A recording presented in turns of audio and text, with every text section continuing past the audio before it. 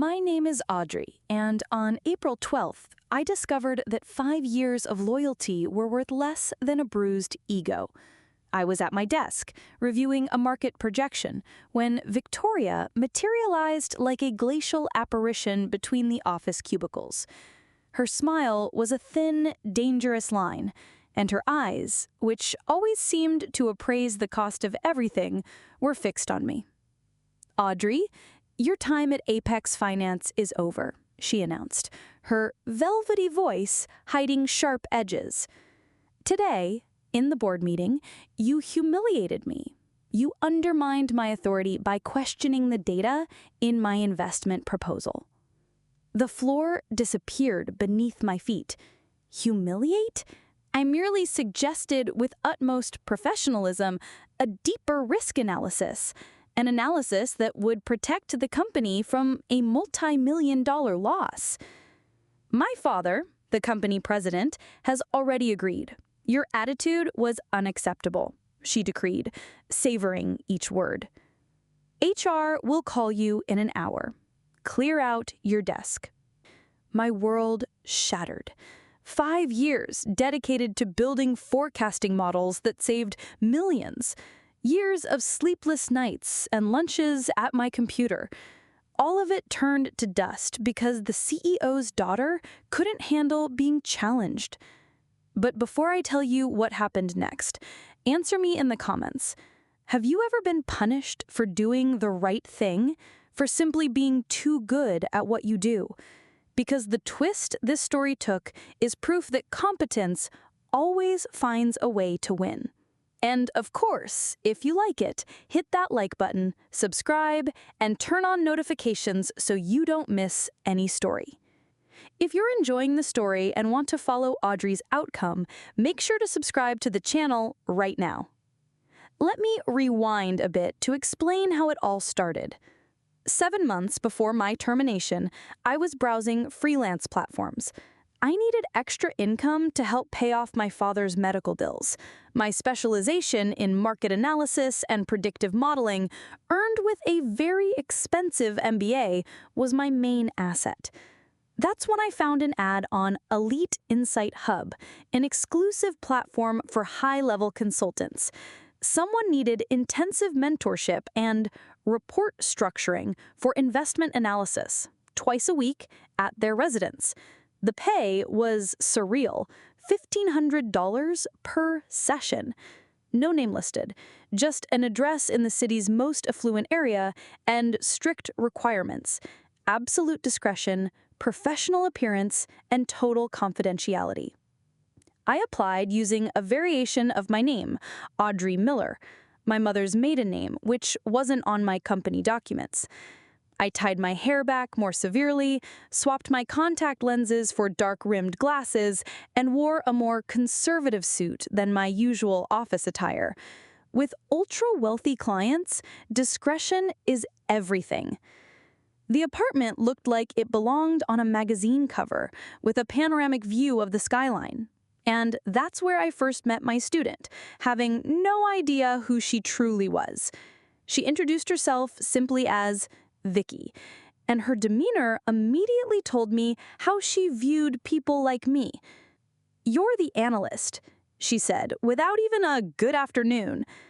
"I need you to turn raw data into convincing market projections in 4 months. Can you do that, or should I find someone else?" In less than 15 minutes, I realized Vicky didn't even grasp the basic concepts of risk analysis. But she was determined, I'll give her that. Yet the treatment was humiliating. "Next time, bring me an espresso," she'd order. "And use the service entrance. It doesn't look good for the building's image to have consultants coming through the main lobby." I needed the money. $3,000 a week was worth swallowing my pride. As months passed, I began to understand Victoria's motivation. She was obsessed with what she called the deal of the decade, the acquisition of a green tech startup, a transaction that would move $200 million. She had convinced her entire social circle, and more importantly, her father, that she was a market visionary, an analyst with an infallible nose for innovative investments. "My father thinks I inherited his talent for business," she bragged during one session, "while I practically built her report from scratch. Everyone at the country club is impressed when I mention EBITDA projections or discuss carbon market volatility. Little do they know how things really work behind the scenes." The irony was cutting. Victoria barely knew how to interpret a scatterplot. Every report, every projection, every presentation slide she displayed as her own was, in fact, my work. I created the models, analyzed the data, and wrote the conclusions. She merely memorized key phrases to repeat in meetings. Her genius was a fantasy built with her father's money and my expertise. Meanwhile, at my day job at Apex Finance, I was the one actually doing that work. I led the team that created the analysis tools the entire company used. I had personally identified and prevented 2 high-risk operations that would have cost the company a fortune. But Vicky, who I still didn't know was Victoria, my boss's daughter, was playing at being a market analyst. The turning point came 5 weeks before my termination. Victoria needed to present the final acquisition plan to a foreign investor fund, and the report she tried to put together herself was a disaster. The calculations were wrong, the premises were absurd, and the conclusion was pure guesswork. "This can't be presented," I told her as gently as I could. "The fundamental analysis is incorrect. We need to redo the modeling from scratch." Her face turned red with fury. "Are you calling me incompetent?" "Not at all.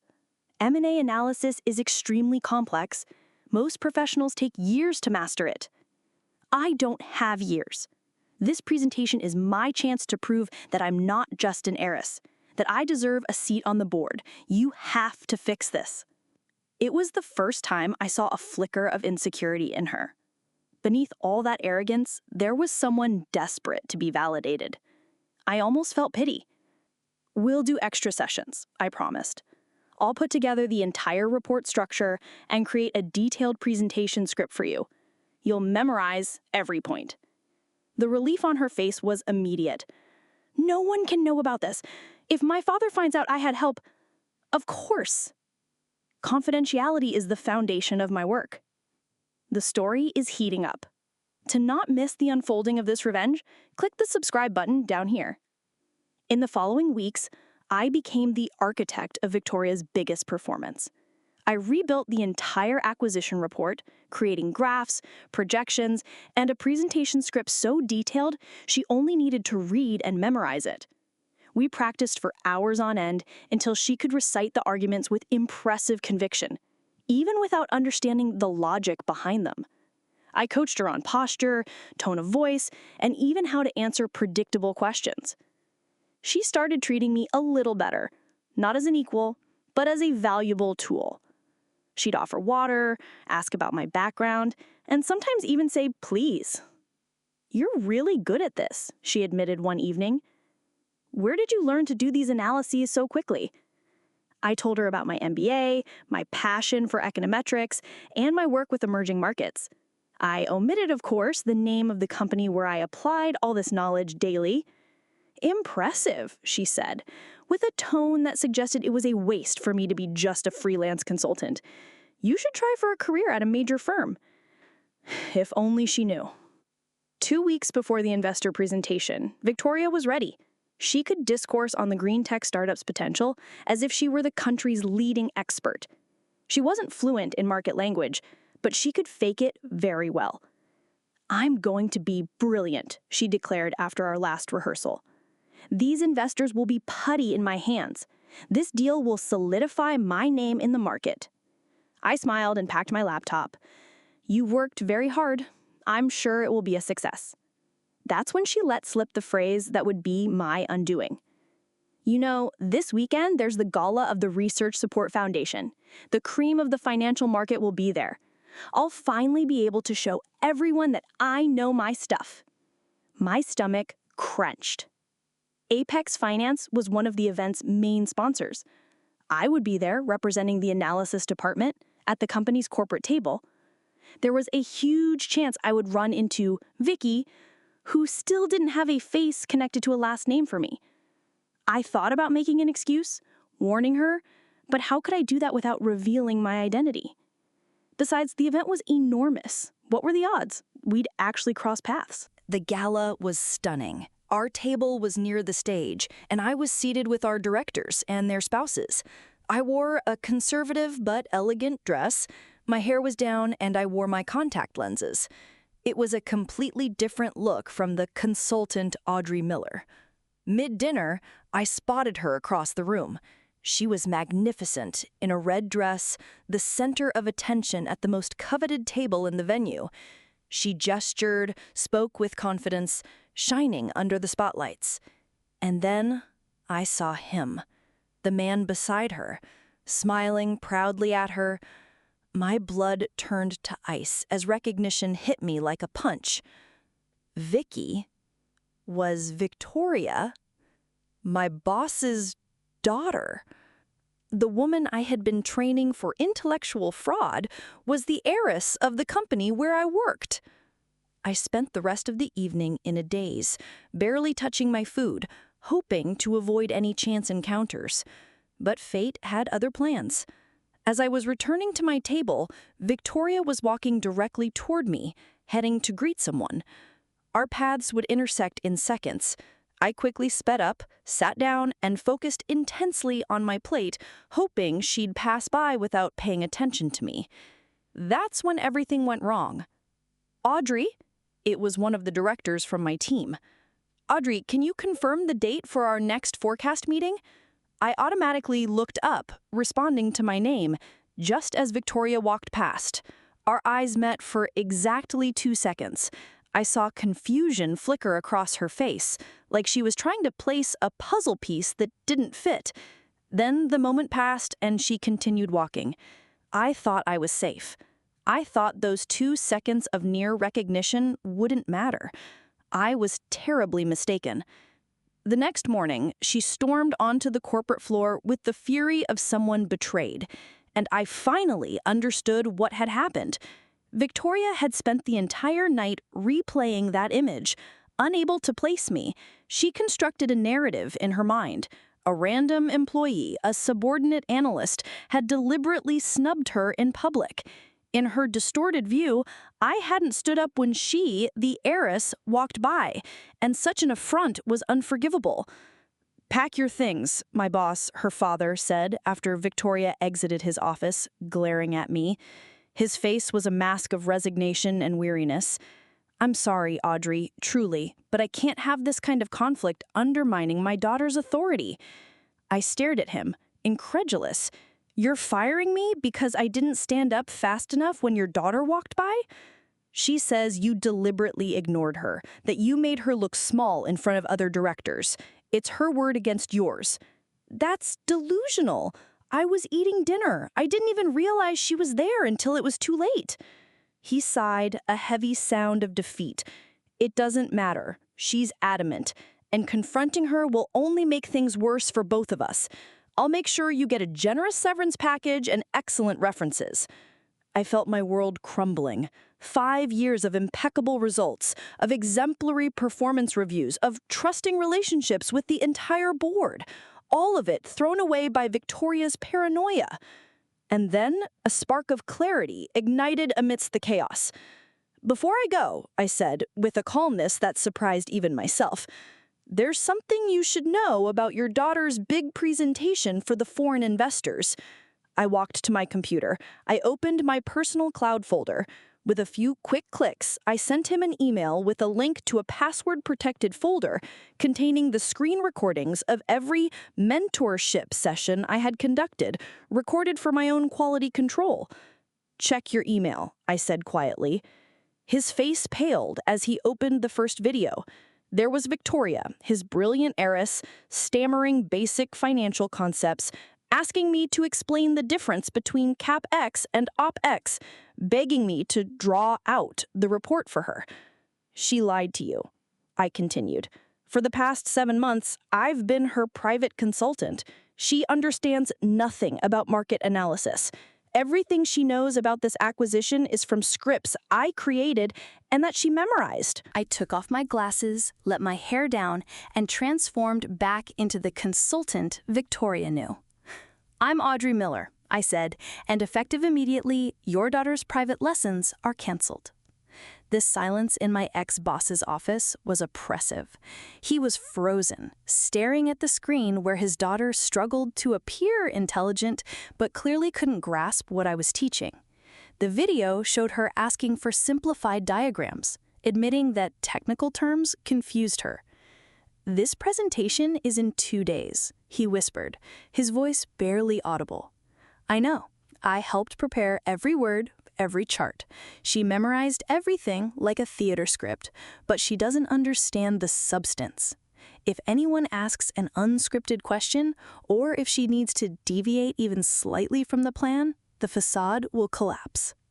He looked at me, a mix of horror and disbelief. "Why didn't you tell me who you were during the sessions?" "Client confidentiality. She hired me through a service under strict privacy agreements. I had no idea she was your daughter until that night at the gala. Even then, I intended to keep her secret, because that's what professionals do." I gathered the last of my personal items from my desk, but since she decided to destroy my career over an imaginary slight, I suppose those confidentiality agreements are void. "Wait," he stood up abruptly. "Don't leave yet. We need to discuss this." "There's nothing to discuss. Your daughter made her choice. I'm just making sure you understand what that choice actually costs." I walked towards the door, then paused. "Those foreign investors aren't just bringing money to this deal. They're bringing their top analysts, their risk advisors, and their own due diligence team.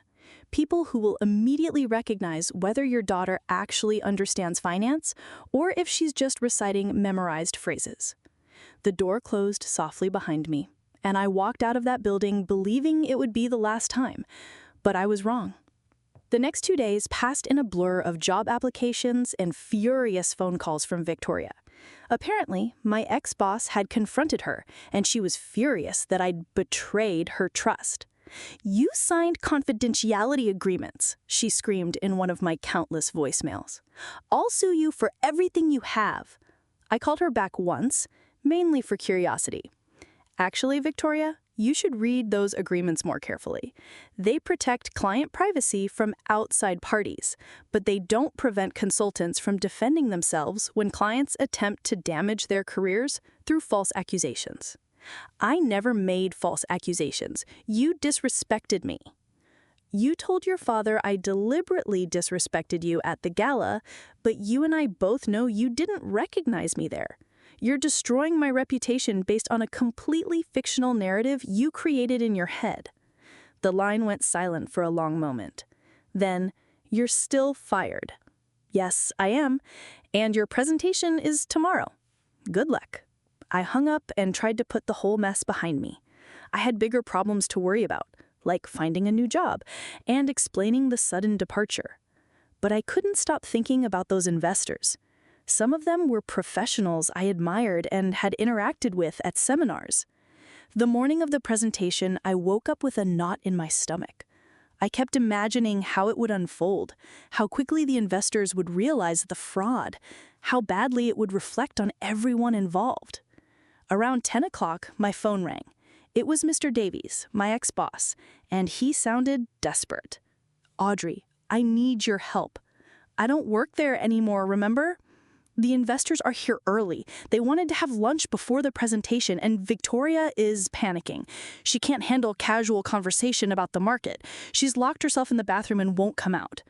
I almost felt sorry for her. Almost. "That's unfortunate, but it's not my problem anymore. I'll give you your job back, full reinstatement, a promotion, a raise, whatever you want. Just please help us get through this presentation. This deal is worth $200 million to the company. If it falls apart, we'll have to lay off half the finance team." That hit me harder than I expected. The finance team wasn't just my work. It was built with amazing colleagues who didn't deserve to lose their jobs because of this mess. "I'll make you a deal," I said finally. "I'll come in as a consultant. One time only. I'll help with mediation during the presentation, but I'm not doing it to save Victoria's reputation. I'm doing it to protect the people who still work there. Thank you. Thank you so much. And Mr. Davies, after today, I never want to see or speak to my daughter about this matter again. I arrived at the office 45 minutes before the presentation was scheduled to begin. The main conference room had been transformed. Interactive displays, translated materials, and elegant catering that demonstrated respect for international business customs. Victoria was standing near the windows, practicing her opening remarks. She looked beautiful and professional, but I could see the terror in her eyes when she noticed me walking in. "What is she doing here?" she hissed at her father. "Helping to stave your presentation," I replied calmly, "unless you'd prefer to handle the Q&A session on your own." Her face went pale. We both knew she couldn't handle unscripted questions. "Fine, but you stay in the background. This is my presentation, my deal, my moment." "Understood." The investors arrived precisely on time, as I expected. Mr. Takahashi from the Japanese fund greeted me in almost perfect English, and I responded appropriately, introducing myself as a consultant supporting the presentation. Miss Kim from the Korean brokerage asked about my experience in emerging markets, and we had a brief, pleasant conversation about the economic scenario. I could see Victoria watching our exchange with growing anxiety. The investors were clearly comfortable with me, but when she attempted to join the conversation with her stilted robotic phrases, their polite smiles became strained. "Perhaps we should begin the formal presentation," Mr. Takahashi suggested in English, clearly sensing the awkwardness. Victoria took her position at the front of the room and launched into her prepared remarks. I had to admit, months of practice had paid off. Her diction was good, and she delivered the memorized content with confidence. The investors listened politely, taking notes and occasionally nodding. Everything was going according to plan. Then Miss Kim raised her hand. "Excuse me," she said in English, "could you clarify the projected return on investment for the startup over the next 3 years, considering recent fluctuations in the base interest rate?" Victoria's face went blank. The question wasn't part of her script. "I'm sorry," she said in English. "Could you repeat that?" Miss Kim repeated the question, this time speaking more slowly and clearly. Victoria looked at me desperately. I could have helped her. I could have translated the question and coached her through an answer. Instead, I remained silent. I think, she stammered, attempting to respond in broken English that made no financial sense. Mr. Takahashi frowned and exchanged glances with his colleagues. They were beginning to understand that something was very wrong. Miss Kim asked another question, also in English, about the sustainability of the business model in a recessionary scenario. It was a basic question that anyone involved in finance should be able to answer easily. Victoria clearly had no idea what to say. She looked at her father, then at me, then back at the investors. "Perhaps my consultant could address that," she said weakly. I stepped forward and answered the question exhaustively, explaining sensitivity analysis, risk mitigation strategies, and best practices for startups in adverse economic scenarios. The investors nodded appreciatively and began directing their follow-up questions to me instead of Victoria. For the next 20 minutes, I essentially took over the presentation. I answered detailed questions about cash flow, corporate governance, regulatory compliance, and market analysis. The investors were engaged and interested, clearly impressed with the depth of knowledge I was providing. Victoria stood to the side, completely sidelined at her own presentation. Finally, Mr. Takahashi addressed the elephant in the room. "I'm confused about the structure of this partnership," he said carefully. "We were told that Miss Victoria would be our primary liaison, but it seems clear that Miss—" He looked at me questioningly. "Audrey," I supplied. "Miss Audrey has the expertise we need for this collaboration. Could you clarify who would actually be managing this relationship?" The room fell silent. Victoria's father looked like he wanted to disappear. Victoria herself was staring at the floor, her face bright red with humiliation. "I think," I said gently, "there may have been some miscommunication about roles and responsibilities. Perhaps it would be best to reschedule this discussion after the organizational structure can be clarified." Mr. Takahashi nodded gravely. "I think that would be wise." The investors gathered their materials and prepared to leave. Miss Kim approached me privately.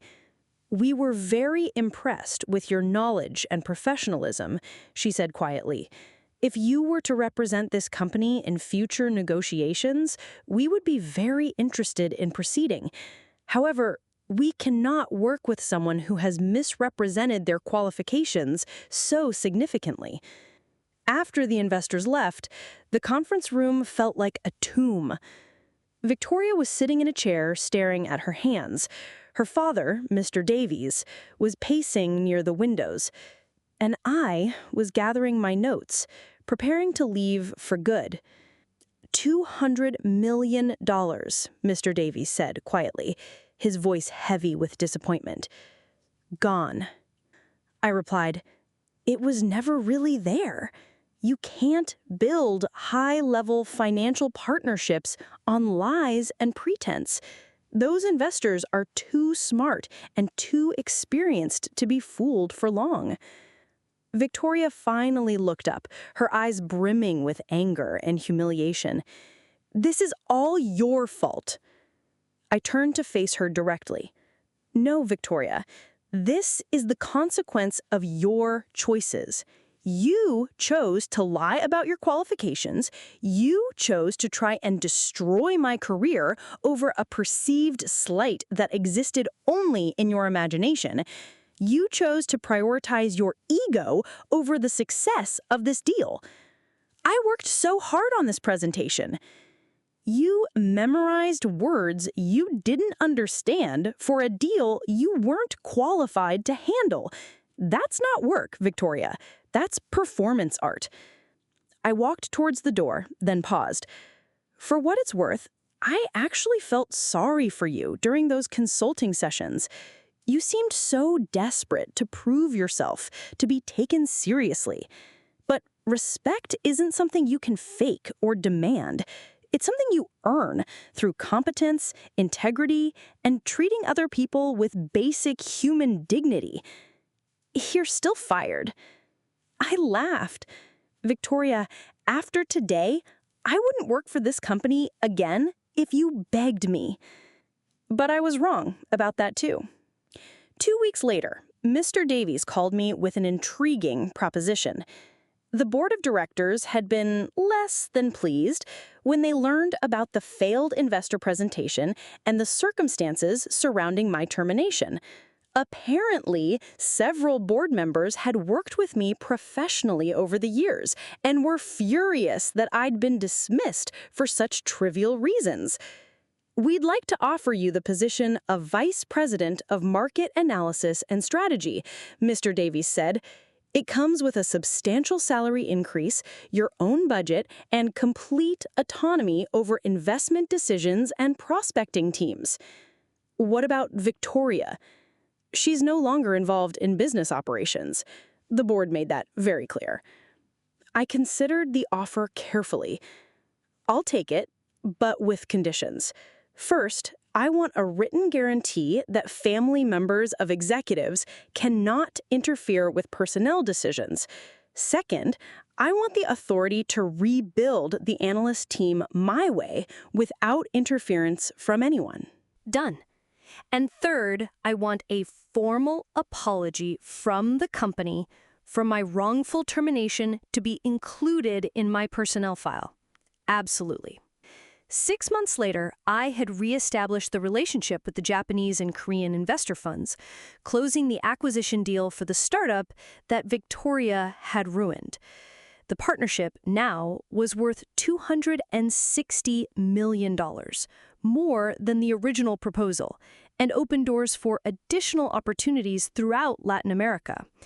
Victoria, meanwhile, had become something of a pariah in her social circle.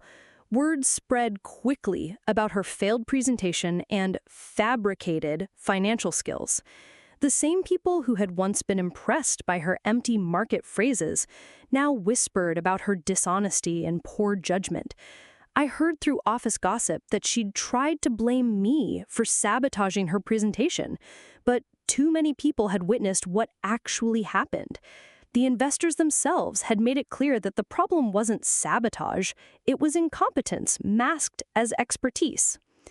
The final piece of poetic justice came 8 months after that disastrous presentation. Mr. Davies approached me with a delicate request. "The board is considering some changes in executive structure," he said carefully. "They're impressed with your work, and they're wondering if you'd be interested in taking on additional responsibilities."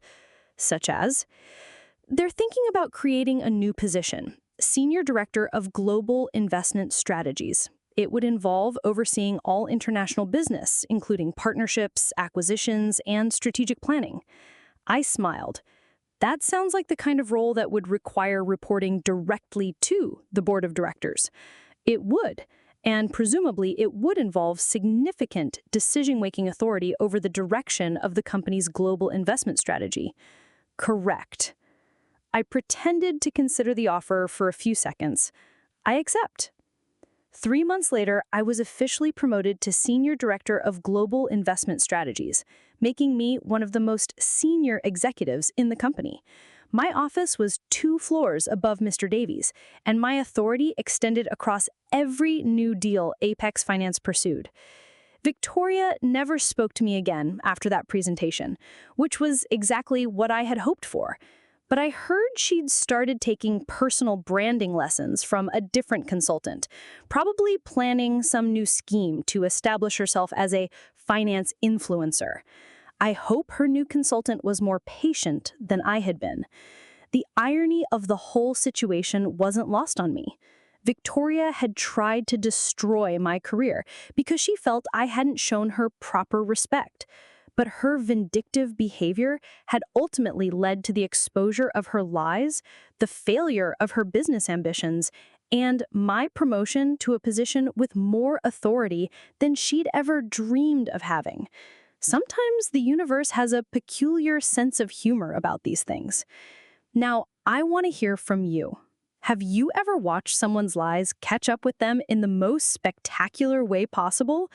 Have you ever been in a situation where standing up for yourself led to consequences you never expected?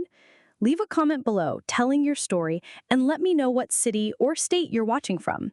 And if you enjoyed this story, please hit that like button and subscribe for more tales of workplace drama, unexpected twists, and the satisfaction that comes from watching karma work its magic.